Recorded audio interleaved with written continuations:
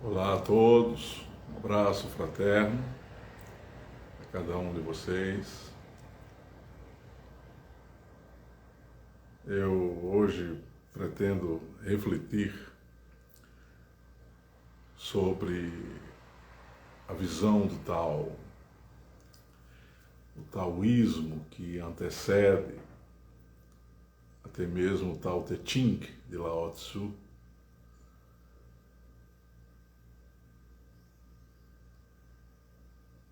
Tao Te Ching pode ser, Tao Te Ching não, o Tao pode ser melhor compreendido numa obra chamada I Ching, que é o livro das mutações e que é um livro de vaticínios, que é um livro de pré-cognições, de arranjos divinatórios, mas também de ensinamentos sapienciais, vamos assim dizer. O Ching, o Tao Te Ching ou Tao Te Ching de Lao Tzu, os paradoxos de Chuang Tzu formam uma tríade indispensável ao entendimento da visão do Tao. Em específico, o Tao Te Ching possui 81 aforismos. Desses 81 aforismos, nós podemos entender que a razão pela qual a vida pode ser compreendida se dá por algo que não tem um valor ou uma característica estática. A visão precípua do Tao é fluxo. O que é engraçado que um filósofo da natureza, um fisicói, um filósofo pré-socrático como Heráclito de Éfeso, vai defender a tese do Pantarrei, ou seja, tudo é fluxo. Mas no Tao Te Ching, o Tao Te Ching, você percebe a preocupação de Lao Tzu em não afirmar verdades, em capturar alguns fatos do cotidiano, criando analogias com aspectos metafísicos e com aspectos da realidade horizontal, para tentar estabelecer um critério mínimo de entendimento sobre a vida. Isso não é encontrado, por exemplo, nos Analectos de Confúcio. Há nos Analectos um caráter mais ordenado, uma maior sistematização do pensamento. Lao Tzu não estava preocupado em sistematizar nada, apenas em compreender que existe um Tao que concerne ao ser humano, existe um Tao que concerne ao universo, e existe um Tao que precisa ser criado. Nesses 81 aforismos do Tao Te Ching, em algumas passagens do I Ching, em alguns trechos do pensamento de Chuang Tzu, ou Chuang Tse, nós vamos perceber que esse Tao não pode ser definido porque a característica base do Tao é ser um processo que se renova incessantemente. Então, se nós fôssemos estabelecer um critério ontológico, metafísico, teológico do Tao, ele seria totalmente inadequado para uma teologia como nós a conhecemos aqui no Ocidente, já que a visão do Tao não se pressupõe baseada num Deus imutável. Pelo contrário, esse Tao ele se define, ele se conecta, vamos assim dizer, com uma relação não de causa e efeito, mas uma relação de instantaneidade da percepção. A cada frame na realidade, a cada aspecto da realidade, o observador ou aquele que contempla com o objetivo de entender a razão de ser das coisas, esse observador, esse indivíduo, ele não pode agarrar na inteireza esse processo da realidade, esse todo, porque esse todo lhe escapa inevitavelmente. Implica nisso, ou isso implica, que qualquer definição que o ser humano faça a respeito de aspectos metafísicos, na visão do Tao, é algo absolutamente inadequado. Mas o que acontece com o pensamento humano no decorrer das eras, ou do fluxo do desenvolvimento cultural e da própria percepção que ele tem sobre a realidade? Ele costuma criar conceitos fixos. Criar conceitos fixos é uma fuga psicológica para tentar trazer algum tipo de segurança para a nossa vida que é absolutamente instável e caótica. Mas por que a vida é instável e caótica? Há uma série de perspectivas que podem responder a isso. Uma delas tem a ver com as questões que envolvem a criação do universo, mas o fundamental que nós deveríamos perceber é que nós complicamos a existência que já é caótica por natureza. Um sábio, ele, na visão de Sócrates, na visão do próprio Lao Tse, deve conhecer os seus próprios limites. Sábio aqui no sentido de buscar alguém que busca entender a si próprio, o mundo no qual ele está inserido, os objetos que estão postos no mundo, mas fundamentalmente um sábio é aquele que deseja sair do estado de torpor, que caracteriza a realidade civilizacional, já que há uma mentalidade de rebanho que adora se submeter a autoridades, que adora se submeter a visões criadas por outras mentes e que detesta pensar de modo próprio. Muitos não sabem, algumas pessoas já têm esse tipo de informação, mas o Tao Te Ching de Lao Tse não deveria ter sido escrito. Ele só o foi porque o guarda de fronteira insistiu para que Lao Tse deixasse algum tipo de legado, já que Lao Tse se encaminhava para passar os seus últimos dias nas montanhas. E o guarda de fronteira, ao perceber que aquele homem sábio,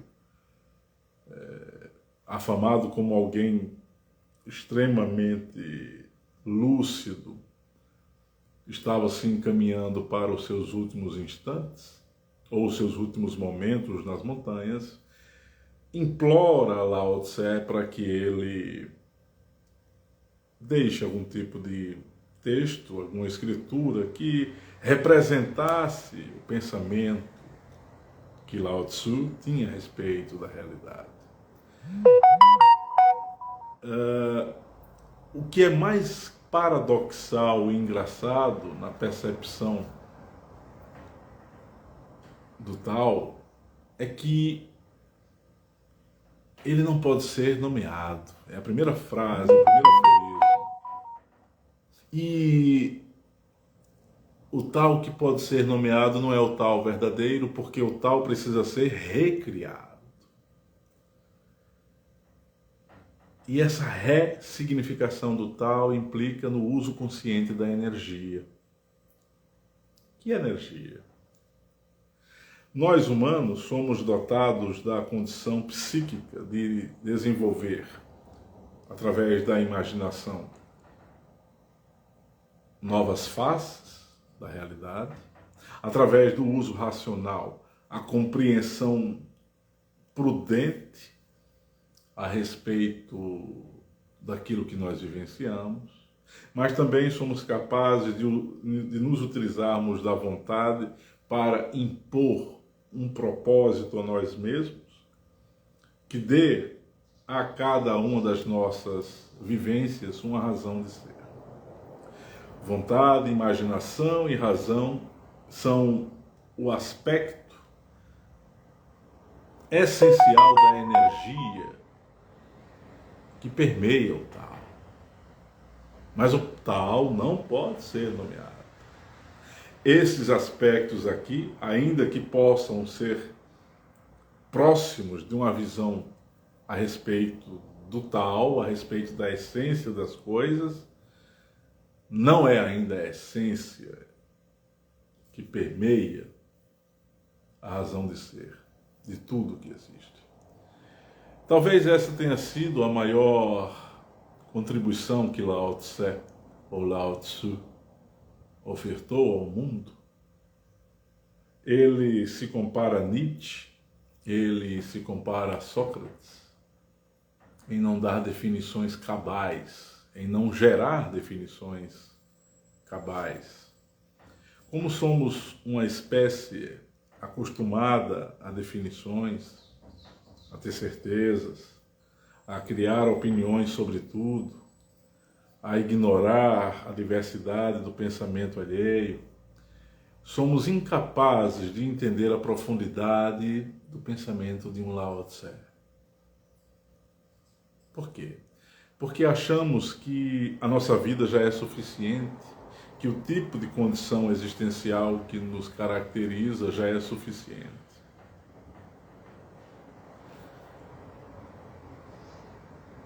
Mas, e se Lao Tse hoje vivesse, aqui entre nós?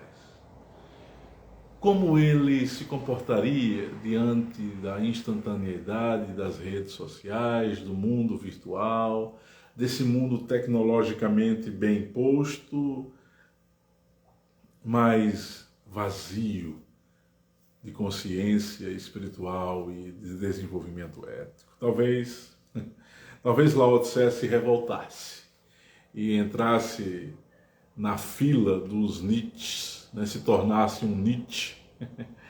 Talvez Lao Tse ponderasse bastante a respeito do mundo no qual ele fez parte e do mundo que agora ele faz. E o mais triste é a gente perceber que não há espaços para Lao Tse no tempo vigente. Porque, em verdade, a nossa civilização ela passa por um processo de crise. E as crises elas deveriam ser vistas como oportunidades para o crescimento, mas elas são vistas como decaída, como queda, como decadência, como ocaso. De fato, algumas crises são assim. Mas no que se refere ao ser humano, as crises elas têm o condão de produzir ou promover a oportunidade para uma nova significação das coisas.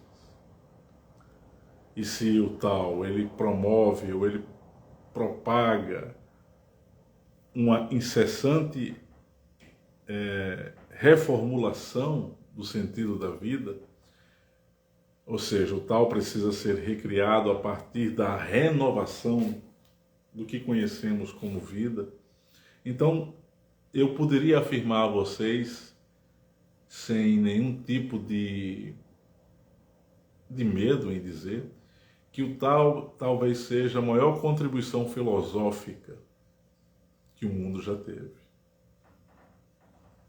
Sem nenhum demérito, a obra de um Platão, de um Confúcio, de um Siddhartha, não é isso. A contribuição de um Siddhartha até hoje é insuperável, por exemplo, porque Siddhartha foi no cerne do problema do sofrimento humano. Mas Lao Tzu nos instigou a perceber a realidade como algo que não pode ser prontamente capturada, A realidade nos escapa. A realidade está sempre fluindo. Nós, com a nossa teologia, com o nosso academicismo, com a nossa necessidade de ter alguma segurança sobre as coisas, sobre a existência, exigimos que algo possa ser explicado e definido. Qualquer explicação, ela deveria ser, ou qualquer conclusão, ou qualquer definição, ela deveria ter a boa pretensão de não concluir e definir absolutamente nada. Lao Tzu, quando afirma que o verdadeiro homem é aquele que é capaz de se sentir sensível aos menores estímulos da vida e ao mesmo tempo se manter duro, rígido, forte diante dos reveses, também nos instiga, também nos estimula a pensar a vida como uma relação de adaptabilidade. Nós temos que desenvolver a condição adaptável. Nós precisamos ser adaptáveis. Mas por que precisamos ser adaptáveis? Talvez precisemos nos tornar adaptáveis justamente porque a vida ela se baseia na ausência de uma harmonia plena. Ela se baseia numa instabilidade, numa incongruência, numa assimetria dos processos. Como você fala em assimetria? Assimetria de processos quer dizer que a qualquer momento a gente pode sofrer o choque de um asteroide cair na Terra e é um processo assimétrico, caótico, né? Você pode sofrer um acidente e deixar de existir para esse mundo. Então você acredita no acaso ao invés de um propósito? Não, o propósito é o tal. O acaso é a manifestação estranha e anômala de como esse propósito se manifesta. Mas deveria ser assim? Penso que não. É assim por uma série de fatores. Primeiro, por fatores ligados ao modo como o universo foi gerado. E talvez o universo tenha sido gerado com falhas. E talvez o universo ele tenha sido gerado propositadamente dessa forma para que os seres que nele estão interagindo possam ressignificar esse universo incessantemente. É um absurdo pensar isso, mas é uma hipótese. Precisamos recuperar, quando eu falo precisamos recuperar, é um tom imperativo, não é? Mas é apenas uma forma de expressão, mas penso que seria de muito bom alvitre que nós recuperássemos a capacidade de pensar a realidade como fluida, a realidade indefinida. A realidade ela não é, ela se mutabiliza. A realidade ela está se transformando o tempo todo. Que realidade? A minha realidade, a sua realidade, o mundo que nos cerca. Sim, o Dasein de Heidegger, o ser aí, é absolutamente correto. Nós estamos no mundo, ele se manifesta, nós nos movimentamos no mundo e nós precisamos nos transformar o tempo todo para nos adequarmos a esse mundo que já está posto quando nós aparecemos para ele, mas só que na medida em que o tempo passa, nós nos modificamos, pelo menos inicialmente, com o desgaste da nossa condição biológica, mas também vamos sofrendo transformações no nosso psiquismo na medida em que vamos crescendo, nos tornando mais adultos, os valores vão sendo substituídos, mas há muitos de nós que não percebem a necessidade da transformação e vê o processo de adaptação como uma excrescência, como algo equivocado, porque a vida precisa ter valores fixos. E quando a gente elege valores fixos, nos estagnamos e perdemos o fluxo do tal. O tal, portanto, que pode ser compreendido é aquele que não deve ser nomeado, mas aquele que deve ser recriado, regenerado. O sunyata dos budistas também é uma relação conceitual muito interessante que a gente pode fazer sobre o tal também. Há uma aproximação de ideias. Esvaziar-se diante das preocupações, das vicissitudes, dos dissabores, é uma necessidade evolutiva, e na medida que a gente se esvazia, ou seja, na medida em que a gente vai se desligando das preocupações ordinárias, a gente precisa colocar a vontade para criar esse estado de sunyata, esse tal, esse vazio. A gente precisa colocar a vontade no sentido de, não, eu quero me desapegar de tal hábito, de tal gesto, de tal modo de olhar, eu quero me desapegar da maneira como eu converso, eu quero me desapegar de bens materiais, eu quero me desapegar de pessoas, de lembranças. Quando nós colocamos de maneira propícia e adequada o uso da vontade, nós acionamos o tal, porque o tal não pode ser definido, ele tem que ser produzido, modificado, administrado. O tal precisa sofrer transformações. O meu tal humano repercute no tal do cosmos. E cada atitude nova que um ser humano cria no tecido da existência, essa atitude repercute no tecido cósmico, na teia do universo. Porque a realidade ela é interdependente. Seja o que for que exista para além da Terra, outros mundos, outras supostas civilizações, seres cósmicos, não importa, recebe a ressonância daquilo que o ser humano ou outros mundos produzem. Há uma incessante sinergia, conexão entre as partes e o todo. E o tal, quando ele é compreendido como a manifestação daquilo que vem a ser e não é, o tal ele é efetivamente um mutante. Nós somos seres mutantes, porque nós temos a capacidade da transformação. Nós temos a capacidade de mudar. Só que a verdadeira mudança, ela precisa ter o apanágio da consciência. Mudar por simplesmente mudar não é evolução. Evolução é consciência,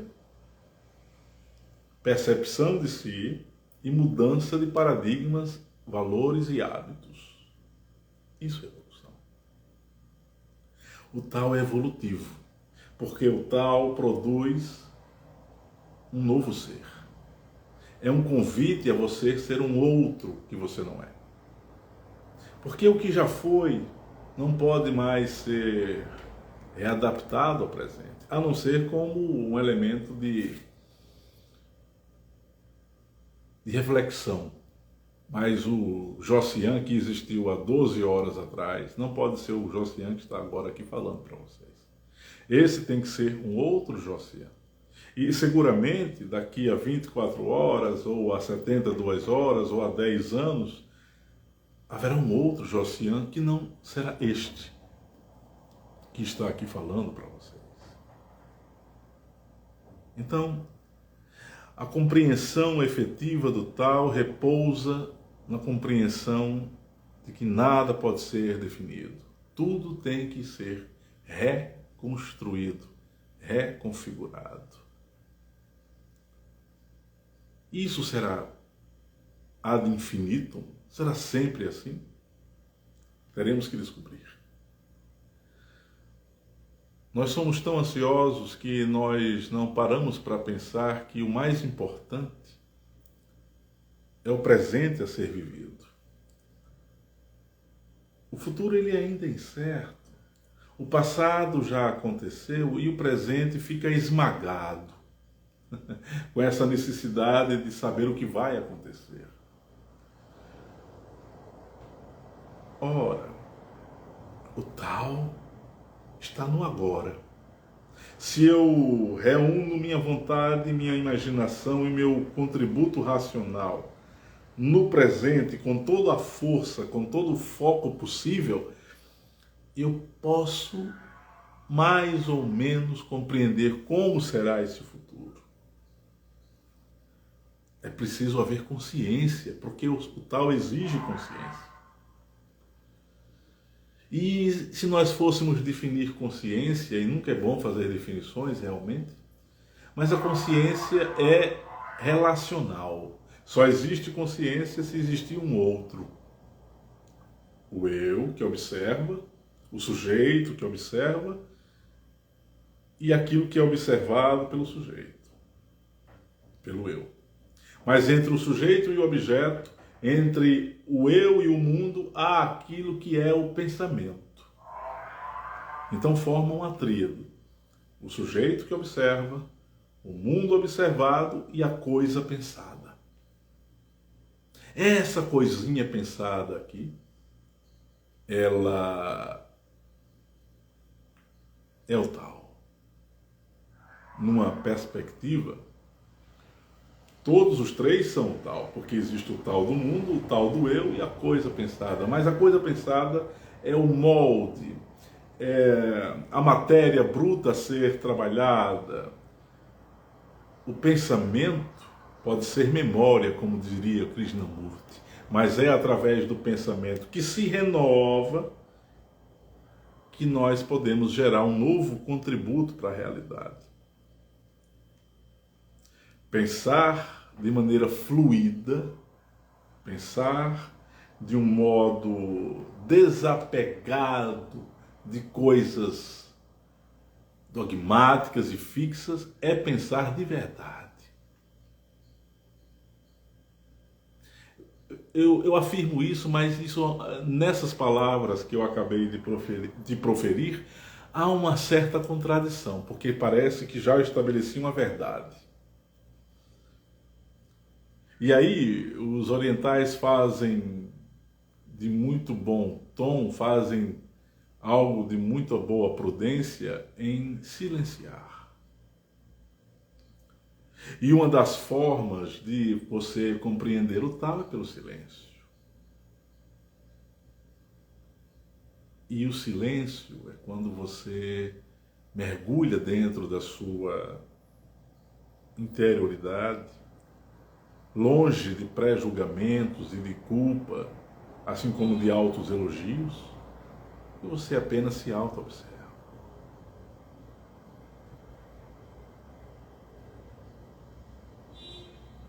E a auto-observação autêntica é a autoaceitação daquilo que você é.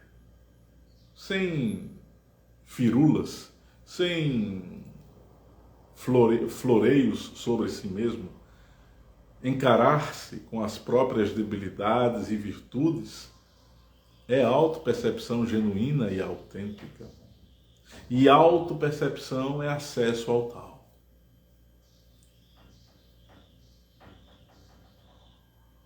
O tal é aquele elemento que está invisível, mas permeia o aspecto tangível das coisas. Observe cada forma que você contempla, cada paisagem. Sinta o fluxo das coisas, o ar,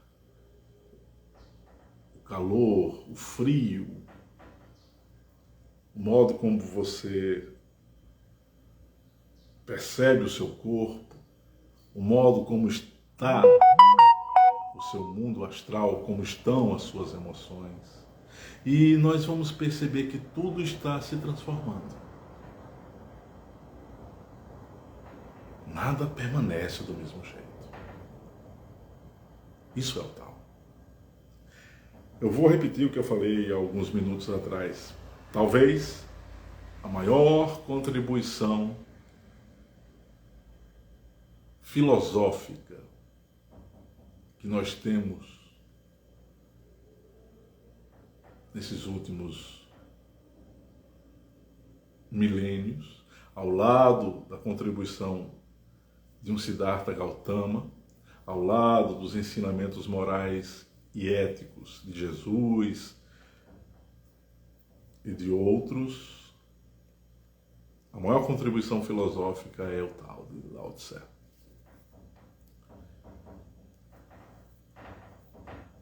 Há um aforismo que Lao Tse coloca no Tao Te Ching, que eu estou tentando me recordar aqui, eu vou dizer com as minhas palavras, ok?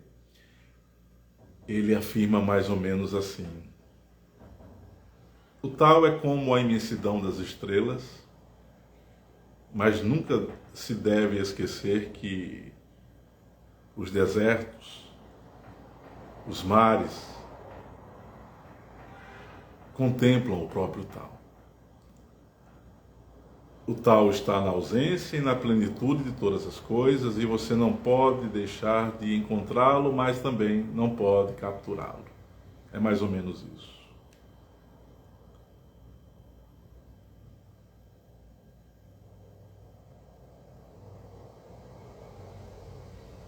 Alguns poderão dizer, mas se não há definição, se não há uma lógica no processo do Tao, isso não pode se transformar futuramente numa forma de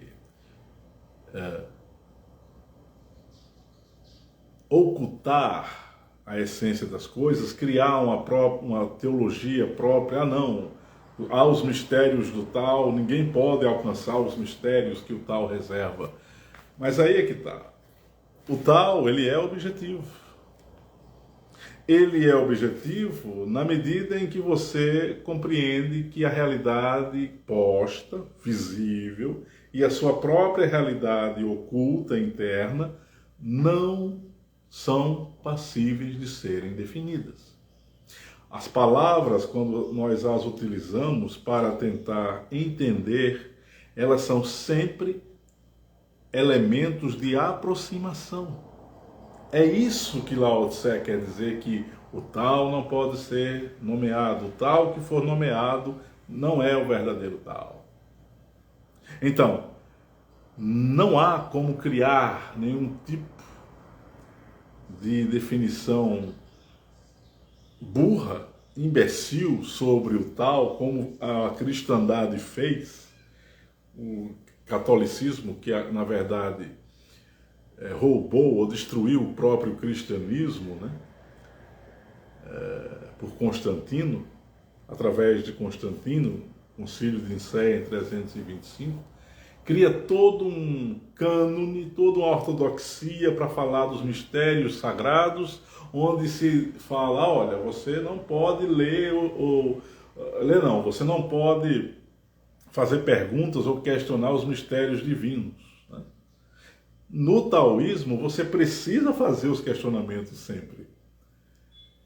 Lao Tse dizia que o homem que busca e se lança às perguntas é o homem que está tentando compreender o Tao.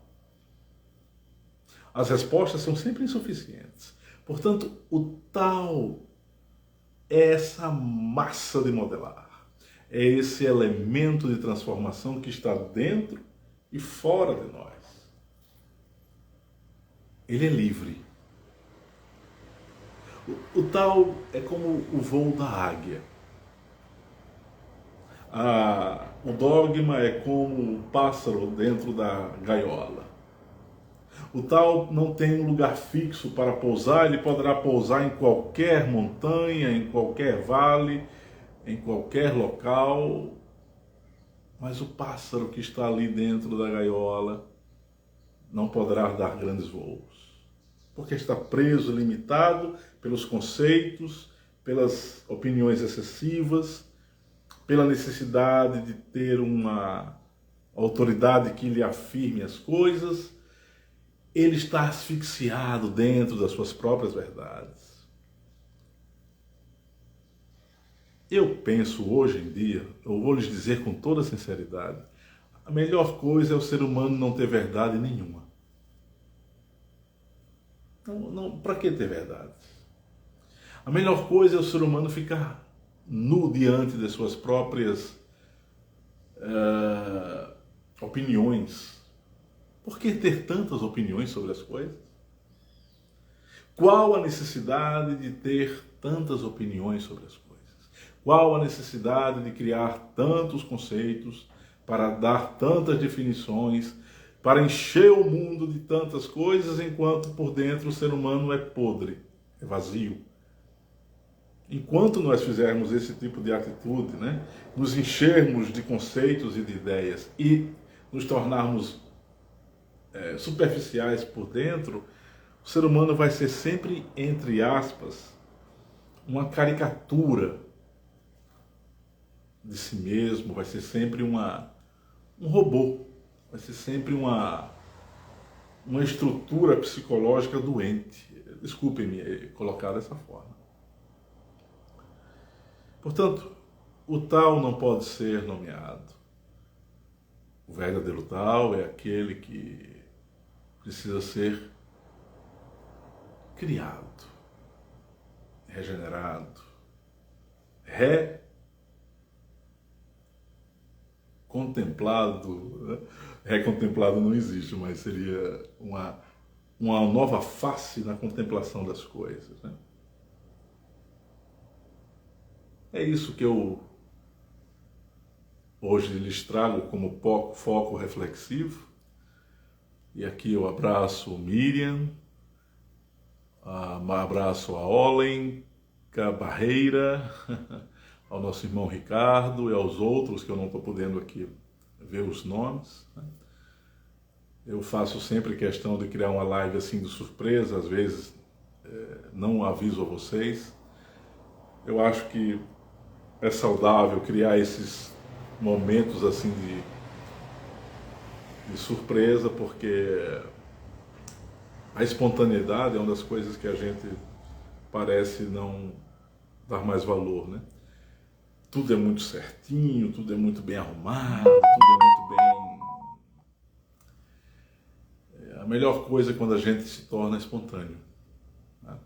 Lógico, a gente não pode ser totalmente espontâneo em todas as circunstâncias, infelizmente, mas quanto mais pudermos agir dentro da espontaneidade, mais o tal se manifesta.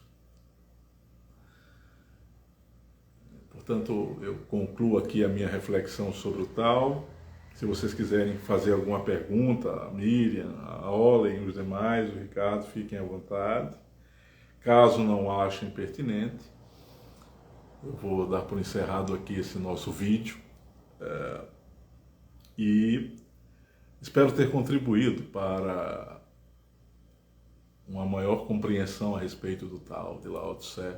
Isso também é errado, não é o tal de Lao Tse, é o tal. Eu faço apenas uma homenagem ao mestre, né? Porque de fato, sem a contribuição que Lao Tse ofertou, assim como o Chuan Tse, assim como o I Ching, mas a contribuição dele é maior, é superlativa, né? O Tao Te Ching, ele tem uma força, ele tem um vigor filosófico que é extremamente atual, necessário. Eu diria que é uma obra atemporal, né? Ela supera a cronologia, ela supera as eras, os aspectos culturais, enfim. Um abraço fraterno no coração de cada um de vocês. Em outro momento a gente retornará para mais uma reflexão. Um abraço.